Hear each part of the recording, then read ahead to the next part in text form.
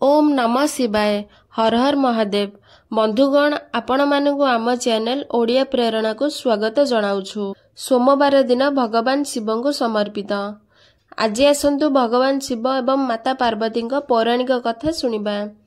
थरे माता पार्वती भगवान शिव को कहले, प्रभु मु पृथ्वी पृष्ठ रे देखिछि जो व्यक्ति अत्यधिक दुखी तुमे ताको अधिक कष्ट देउछ एवं जो व्यक्ति सुखरे अछि तुमे ताको अधिक सुख प्रदान करूछ। भगवान शिव एही कथा को बुझेबा को जाई माता पार्वती को पृथ्वी लोक को जीवा पई कहिले। एहा परे भगवान शिव एवं माता पार्वती मनीष रूप रे स्वामी स्त्री रूप धारण करी एक गाँव रे घर करी रहिबा को लागिले।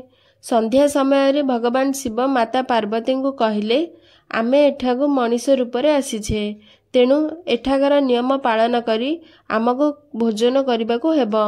तेणु मु भोजन पाई सामग्रीर व्यवस्था करने को जाउछि। भगवान शिव जीवा परे माता पार्वती चुली तैयारी करबा पई इटा नबा पई बाहर को गले। बाहरे अधा भांगी जाइथिबा घर कांथरू इटा काढ़ी नहीं चुली प्रस्तुत कले। चुली तैयारी हेबा मात्रे ही भगवान शिव सेठाको किछि न आनी खाली हाथ रे आसी प्रकट होई गले। माता पार्वती कहले, हे स्वामी तुमे तो किछि भी आनी नाह, एबे मु भोजन किपरि प्रस्तुत करिबी। भगवान शिव कहले, देवी एबे रोषेई आवश्यक पड़िबो नाही, किंतु सर्वप्रथमे तुमे एहा कुह जे चुली बनाइबा पई तुमे केउठारु इटा आनिल। माता पार्वती कहले, प्रभु एही गाँ रे एपरि अनेक घर अछि जहा संपूर्ण भाबरे तैयारी होई नथिला तथा अधा भंगा होई पड़िथिला। सेमानक अधा भंगा कांथरू मु एही इटा को आनिछि। भगवान पुणी थरे कहले, जेउ घर पूर्वरु अधा भंगा होइथिला तुमे से घर को आहुरी भी भांगी खराब करिदेल। संपूर्ण बनिथिबा घर कांथरू मध्य इटा काढ़ी आनी पारिथांत। देवी पार्वती कहले, प्रभु तांका घर लोक माने सेमानक भूमिका बहुत भल भाबरे निर्वाह करिसंती। घर को अत्यंत सुंदर भाबे गढ़ी तोलिसंती। एमितिरे सेमानक सुंदर घर को भांगी इटा आनिबाटा संभव नथिला।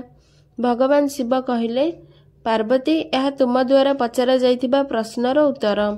जो लोक माने निज घर को भल भाबरे रक्षणाबेक्षण करिसंती, अर्थात सेमाने सठिक कर्म करी निज जीवन को ठीक मार्ग रे नेइछंती, पूजा पाठ करी दान पुण्य करिसंती, सेही लोक मानकु दुख किपरि होई परिबो।